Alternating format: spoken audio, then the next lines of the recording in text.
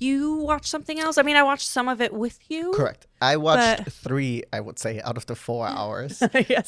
So there was the Nürburgring Nordschleife Langstrecken series. So they went into their second race of the season. Last weekend there was the first race, but that one was canceled due to the fog. So this weekend I tuned in, and also another reason why I was going to tune in, because last weekend that was not the case, is because Max Verstappen raced in this race. He raced in the Mercedes AMG number 3 car. And I will say the race was really, really awesome. You can still watch it for free. I think they have 3 different channels where you can watch it. They have it in English and German, so whatever it is. I would highly recommend for sure tuning into the first hour of the race. It was really, really awesome. And then I would say also the last hour of the race was really cool. So because it is a 4-hour race, every team had 3 drivers. I think there was at least one team that had 2 drivers that I had seen in the pro class. Oh, I don't know if they were not in the pro class, but I remember because I had seen it, I was like, oh, they only have 2 drivers. Okay, so I think in the pro class at least everyone had a 3. Fair. Yeah, and then you also had a second category, so you had the GT3s, and I think it's the GT2s racing. So the GT2s are usually like amateur racers, a lot of racers who are not full-time racers. They're just, it's like also like a expensive hobby, partially, right? And the GT2 cars are actually much faster on the straights, because they have less drag, or downforce also, whereas the GT3 cars, they're just so much faster through the corners and everything. And the first hour, so Max Verstappen got pole position. He qualified, he was like 1.1 second faster than everyone else. Or towards the second place.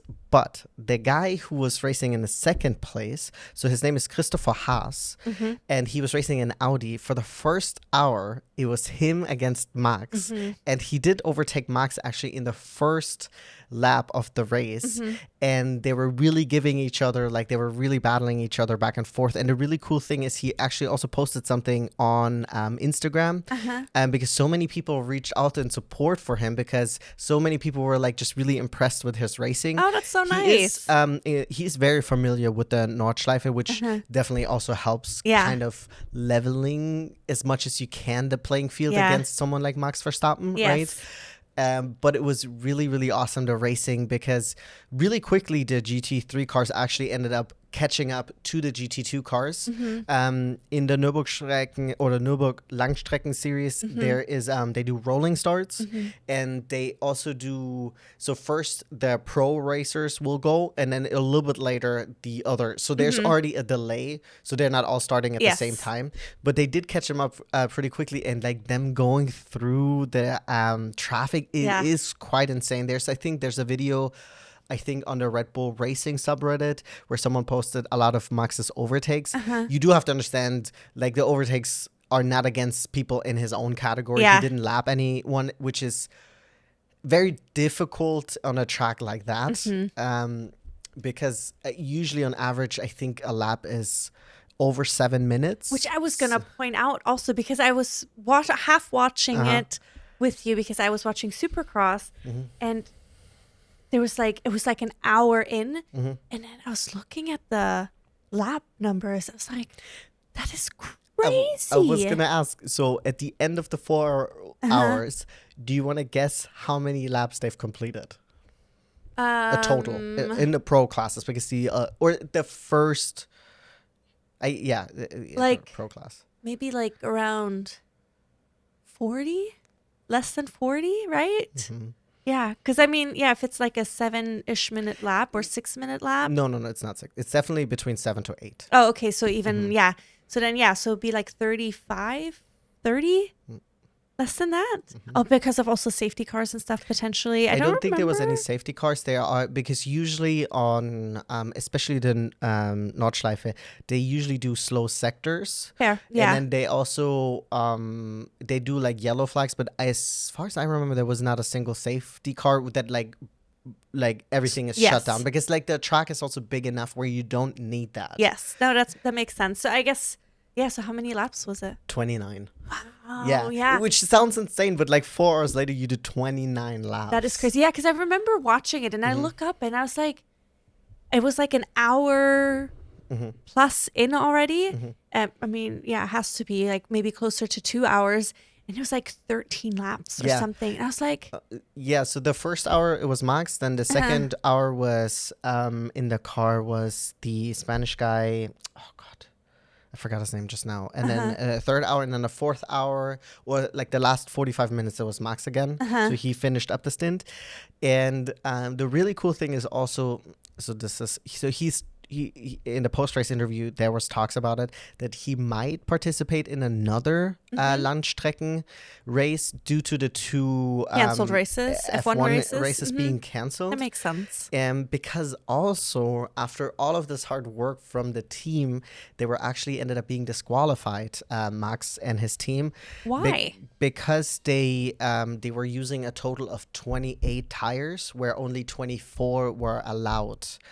Oh. So I think that I don't know if there's something happened during, like, I think this happened during qualifying. There was maybe like an extra set that was used. I don't think this was maliciously done in any way. Yeah. I just think it was maybe someone was not paying attention or keeping track of it. So they got disqualified for using. So I guess there was one extra complete tire change done that was not allowed. So that meant, because I thought they have like this like I thought the commentators were talking about something about like the tires, like there's like looser rules about it, but I guess you still have to, you cannot use more than I guess a certain amount of tires. That's interesting. I didn't, because I remember yesterday when we were seeing one of our friends, you guys knew what had happened.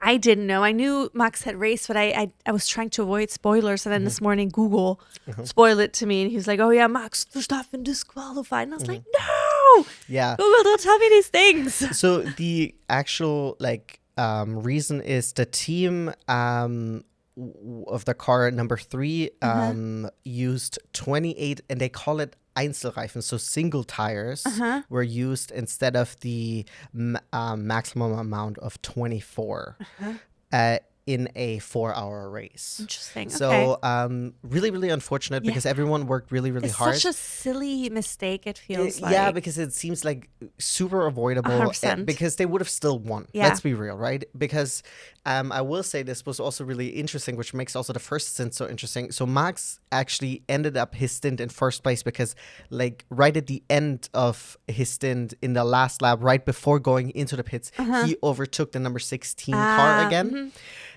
But it was honestly, it was such fantastic racing between the two of them, the battling, and they all went too wide into this like chicane, and it's also probably really fun for him because he just loves obviously racing. Yeah, absolutely. And then also when you maybe compare it to his F1 car is not the way he wants it to be right now. So then having this must be just so much extra fun for him, you know? Yes, absolutely. And then it was also really interesting because they both teams went into the pits at the same time, but then the Audi still ended up coming out ahead, which is very actually really tricky thing to do because in the Nordschleife or the Langstrecken series, you are required to take your pit for a certain amount of time. And then also, I believe if you lead the race, the other teams can take shorter pit stops. I don't know exactly how this is calculated to, I guess, to like make it a little bit more interesting again. Interesting. I would be curious to look into that some more. I don't exactly know how this is all calculated, but they didn't mention that. But yeah, it is a little bit unfortunate for the team because I know that one of the drivers, he was also back on the Nordschleife and it was his first time winning there. But we obviously all know that Max will be back for the 24-hour race, which will be happening in May. Already took the time off from work to make sure that I can watch it. The plan for me was to watch it this year anyways. Last year was just so annoying that they had Le Mans and the Nürburgring back to back weekends. So you first had Le Mans and then the week after, and then I think the Nürburgstrecke this year they moved it purposely in a way that Max would be able to potentially participate. And so I'm probably assuming that he will be participating in another race because I know that the Nürburgring or the Nordschleife, they have different qualifications that you have to meet. compared to like Le Mans or something, because you have to participate in a certain, I don't know if you have to participate in a certain amount of races or made a certain amount of points in order to be eligible, because the Nordschleife is just such a beast of a track. Yeah. It has like a separate qualification. But it is, either way, it's really, really awesome to see him. And I think it also just brought so much more viewership and attention to it. And they were also talking about it during the race. The commentators said it is this thing where like a lot of F1 racers always talk about, oh, I want to do this at some point, do this at some point, and he's the one who's actually doing it simultaneously. Yeah. Like we know that Fernando Alonso has won Le Mans and has won the Indy 500. Yeah. But he did this during his hiatus from F1, right? He didn't do it while he was racing. Yes, very true. And it is really cool, and it's also this thing. It's like, especially with Le Mans, it's like you are part of the FIA. Right. So you should be able to get it done in a way where it doesn't fall on the same weekend as a F1 race, how we had it last year. Yeah. And especially if you have someone like Max Verstappen who's willing to make it work, and if you also give him the time, then I think you should adjust the schedule for that, right? Because you're just helping grow another part of your sport or organization. And I think he's also a person who you should maybe make the exception for. It's the same thing as like for what is the next Olympics they were talking about, like Sydney McLaughlin, right? That she does the 200 and the 400, right? Racing like completely different, but that she potentially, because she's such a like high, like she wins so much that they might be able to adjust the Olympic schedule for someone like her. And like, why wouldn't you, right? Yeah. If you have someone who's so exceptional, who can elevate a sport, right? And then two sports and bring attention to it, because again, like you can't tell me that someone like Max Verstappen is not going to bring more viewership, right? Agreed. So it would be awesome. It would be awesome. But before we finish this part, I'm surprised you haven't brought up the one big thing that you were so excited about for this race. The BMW. Oh God, yes, I almost forgot. So BMW, they had this whole thing. I think they called it "You Dreamed It, We Made It," and they essentially took the M3 Touring and they made it like a GT version. And so they had this essentially like this little wagon racing on the Nürburgring, and I love it because I love wagons where you don't at all. Yes, no. I can't see myself ever owning like a really, really big car. Like I'm an anti-SUV. It's not for me, but I would own something like that because I think it is so gorgeous. And like, I think in general, like the M4 that we usually see racing in like the WEC and stuff like that, it's such a bully. Yes. And this is a bully with a big butt. Which, like out of all the station wagons I've recently seen, this one I get a little bit more. I do think that the Audi, I think the one that I think Max Verstappen has as in private life, it looks so aggressive. I don't get it. Yeah. But I thought it was really cool because they talked about the livery of that car too. That all the writing that's on there are actual quotes of people that had posted online getting excited about that type of vehicle competing. So I thought that was really, really cool. And I mean, it was just a fun view to see it on the track. Yeah. Because it just seems so... It's so much bigger than some of odd. the cars. Yes, exactly. Because you have a lot of Porsches. Yes. You have like the Mercedes, of course, too. Like, but it was the majority Porsche. Yes. Which are significantly smaller than just the regular, quote unquote, BMW that would compete in this class.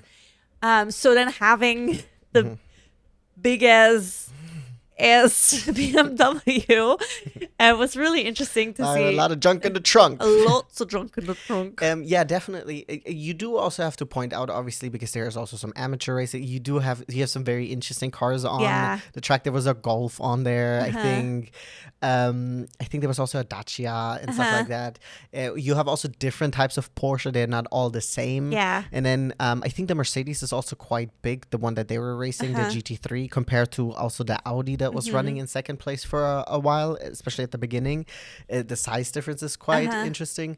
But overall, if you are interested in watching it and if you're like, well, I don't want to watch the whole 4 hours, I highly recommend at least watching the first hour. And then if you can, maybe tune into the last 45 minutes because while first place, they were like almost a minute ahead at that point. But I think at like the 45-minute mark, everything from second all the way down to 8th place, bless you, was within 10 seconds of each other. So it was very tight. At some point, like the 8th place like fell back a little bit. So you had 2 all the way to 7, and they were like going through traffic, battling each other. Oops, I punched this. So it was really, really cool. And this just goes again, like endurance racing is just fucking awesome, dude. Yeah. And you should watch it, especially if it's free on YouTube. 3 different channels. What are you doing, bro? What are you doing, bro? What are you doing, bro? What are you doing, bro? All right, I think that's all we have to say about the Nürburgring endurance race. Did you have any other news or things that you wanted to talk about? I mean, I do have some stuff. I did wanted to bring up that for the World WCR, which is coming next weekend. One of the racers, you're not as familiar with her as I am. Avalon Lewis, the Kiwi. Oh yes. She unfortunately injured herself at the in training, so she will actually not be joining. I don't know how many races she will be missing, but she's not going to be there next week, which is a huge bummer because she was quite competitive in some races. But on the other hand, I do think we have Maria Herrera returning. I think we have Beatrice Naylor coming back. Okay. We also have Lucy. What was the British woman? Oh, yes. Yes. I forgot. I know. But Lucy. Was it Lucy? No. Lucy Boudicelle is the French woman. The French woman, yeah. Oh, God. Was it Chloe? Chloe, yes. Chloe, yes. something. I haven't seen, I haven't looked for it yet either because I didn't realize that they're coming back next week. And I haven't looked at a announcement of like who are the riders on the grid for this upcoming season. So I'm curious to see who's going to be, because next weekend is a big weekend in terms of racing. Obviously, we'll post a what to watch coming up this Thursday, but we have F1. We have MotoGP, we have the World WCR, we have NASCAR, we have Indy, we have Supercross, we have the Sonoma race that we attended 2 years ago. GT World Challenge America, yes. Yes, so there's lots and lots of great racing Sonoma happening was so this weekend. Awesome, it was so great. I think it was so far my favorite. But we've only been to 2, right? Racing. Well, I mean, we've been to 2 Supercross races, and we've been that's true. Out of Long the 4 Beach Grand Prix and the GT World. It was just such an awesome experience. Yes, 100%. It's definitely awesome. So big weekend coming up. A few things that I wanted to bring up. We have for the Formula E the Madrid rookie test, which I think that already happened now. There was Bianca Bustamante was part of that. Yes. Abby Pulling and Ella Lloyd were part of that. So that's really cool to see that. And I think there was another woman, Juju Noda, who was also part of that. So that's really awesome. Yeah. I also saw, and I want to make a whole video about this because I think I want to catch people up what everyone is doing. But there was also an announcement at Aurelia Nobles, that woman that is owed everything when it comes to getting into the corner. I made a whole video about that, or we did a short about it last week. She will also be racing in GB3 this year. Oh, nice. This year also for a second year with Team Roden. Abby will be returning for another season in GB3. And then it has also already been announced that in the LMP2 car this year in Le Mans, we will be seeing Dorian. Yes. She will also be racing, I think, in the WEC, but you don't have LMP2 cars in usual. Yeah. You usually have the high percentage GT3s. So it's really awesome to see that they're still out there racing. Yes. I do want to make a whole video, I think, for people to be like, hey, where are they at now? Because I think it is interesting to see what they're up to. But yeah, I think it is very awesome. And then we have Chloe Chambers, who will be racing in the Super Trofeo North America race. And Super Trofeo is? Mustang. Lamborghini. Oh, sorry. But they sometimes do race alongside. Yeah, Mustangs. No. I knew it was one of. I was like, it's not Ferrari, obviously. It's not Porsche, but then Lamborghini Super Trofeo, which makes a lot more sense. Yeah, yes. I set you up. I called you out like that. But yeah. That is all happening at the moment. Nice. And I think this brings us to the end. Yeah, I think so. I mean, we watched plenty of things. Fun parts of racing. I mean, next weekend, I'm really excited. We have so many big ones coming up next weekend. We'll be busy. Yes, we'll be busy for sure next weekend. But that's a good thing. I've been missing World WCR. Yeah. And I mean, we're going to have multiple races canceled in April. Yeah. So, and then MotoGP is taking a longer break in April again, too. So we'll have next weekend to really load up on all the racing before things slow down for the month of April a little bit. And while as an F1 fan and MotoGP fan, of course, it sucks when you go into the longer race. But, but as a racing fan, it does give you the opportunity to watch a lot of other series. Yes. And this year, I've already watched some IMSA, and I want to watch more IMSA. I'm just a huge fan of sports car racing in general. Yeah, I'll be watching more rally. I know we'll have a rally in April anyways, too. I think they're going to Croatia next. So that's going to be fun. And maybe they'll have some pizza there. You know it, baby. But yeah, I mean, yeah, it's gonna be great, guys. It's gonna be a good year. In general, like a Croatian food, some cevapcici, some ajva. Come on. Oh, stop me. I wouldn't say no to that. Ajva is just so good. If you've never had it, try it. So good. Croatians, they know how to cook. Yes, they do. Yummy, yummy. But anyways, we'll leave you with that. We'll be back on Thursday with our What to Watch. Remember to give us a like and a subscribe. Yeah? And put in the comments what you watched. Yes. Any more information that you have from us, anything we missed. Yeah. Or anything like that. Chime in. And we will be seeing you guys soon. Bye. Bye-bye.